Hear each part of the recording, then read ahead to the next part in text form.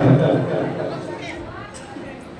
प्रामुख्याने संगीत टीचर असल्यामुळे तुम्हाला एक साधारण उदाहरण देतो. मी ट्रेनिंग असताना तुमच्यापेक्षा खूप वयाने कमी आलो, लहान आलो.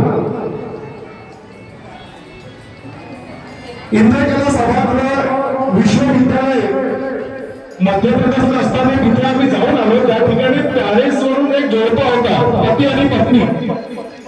त्या आपल्या महाराष्ट्राची कला शिकायला त्या ठिकाणी आले होते. काय तर म्हणजे अभंगवादी. त्यांना 1 वर्ष होऊन गेला होता. म्हटलं क्या 10% पडायचा. तर त्यांनी सांगितलं आमचा आरोह झाला नाही. सारे मला हेच क्लिअर झालं नाही. तर म्हटलं 1 वर्ष झालं शिकल्यानंतर तुमचा क्लिअर झाला नाही. तर म्हणे नाही समोर चुकायलाच नाही म्हणे आम्हाला. म्हटलं का बरं अडचण काय ते सांगा. तर ते म्हणे तुमची मराठी एवढी कठीण आहे की त्याचा उच्चार करणं आम्हाला अजून 1 वर्ष झालं म्हणणं जमलं नाही. की तरी ताकद आज आपल्या मराठीमध्ये आहे.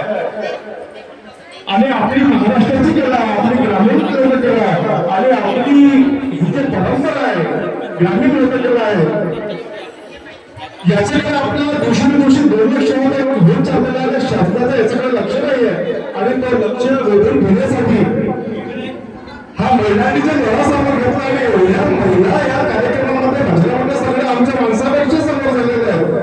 ही खूप अभिमानाची गोष्ट आहे. तरी सर्वांनी या महिलांसाठी टाळ्याचा करणार पाहिजे. संगीत हा असा एक विषय आहे. या ठिकाणी संगीताची निर्मिती, सूर, ताल आणि लय हे संगीताचे प्रमुख 3 अंग आहेत. गायन, गाणं आणि नृत्य या तिघांमध्ये संगीताची निर्मिती झालेली आहे. ह्या विषयाकडे जर तुम्ही लक्ष ठेवल्या आणि प्रामुख्याने त्यांचा तुम्ही जर चांगला उपयोग केला तर तुम्ही खूप मोठे कलाकार व्हाल. यातूनच एक कलाकार वरती गाजेल.